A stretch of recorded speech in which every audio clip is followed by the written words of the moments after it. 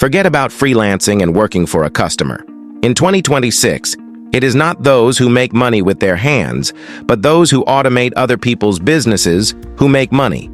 Right now, companies are not losing money because they have few customers, and because the business owner is stuck in a routine, correspondence, applications, answers, approvals.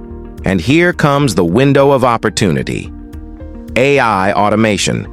It is important to understand one thing. Businesses don't care about neural networks.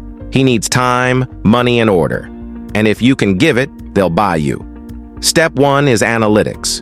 Your job isn't to make a bot, it's to find pain. You take any niche and ask the AI what routine tasks are eating up the owner for 10 hours a week. It's not a theory. It's a list of future services that are paid for. Step 2 is assembling the solution. You're not a programmer. You don't need to be. You're assembling an AI agent in a visual constructor like Stack AI. Basically, you're creating a digital employee who knows the customer's business and responds as an expert. Step 3 is logic and actions. To make the bot not just talk, but work, you connect automation through N8N. Application, notification, action. You're literally building the nervous system of a business. Step 4 is knowledge.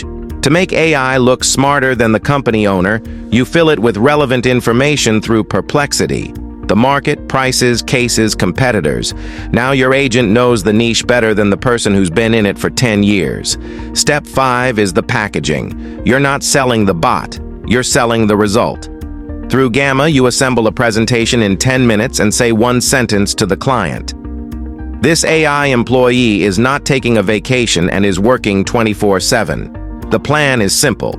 For the evening, a prototype. A day in advance is a sentence.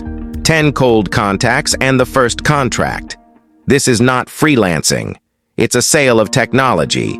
And that market is not yet overcrowded.